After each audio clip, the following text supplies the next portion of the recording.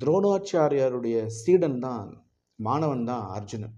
ஆனால் அந்த அர்ஜுனன் பாரத போரில் துரோணாச்சாரியாரையே வந்து வீழ்த்தக்கூடிய அளவுக்கு வல்லமை பெற்று இருக்கான் அப்படின்னு சொன்னால், அப்போது அது முழுக்க முழுக்க அந்த அர்ஜுனனை உருவாக்கிய துரோணாச்சாரியாரினுடைய பெருமையை தான் சார்.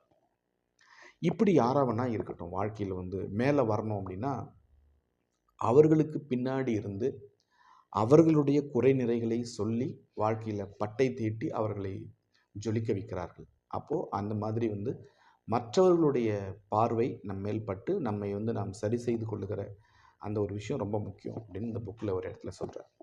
அடுத்ததாக இப்போ நமக்கு வந்து ஆரம்ப கல்வியில் இருப்போம். அதாவது நம்ம வந்து எல்கேஜி யூகேஜி சேர்ந்து 1, 2 அந்த மாதிரி அப்படியே போயிட்டு +2 முடிப்போம். அதுக்கப்புறம் மருத்துவமோ பொறியியலோ இல்லை சட்டமோ ஏதோ ஒரு துறையில் மிகப்பெரிய ஆளாக நம்ம மாறிடுவோம். ஆனால் நமக்கு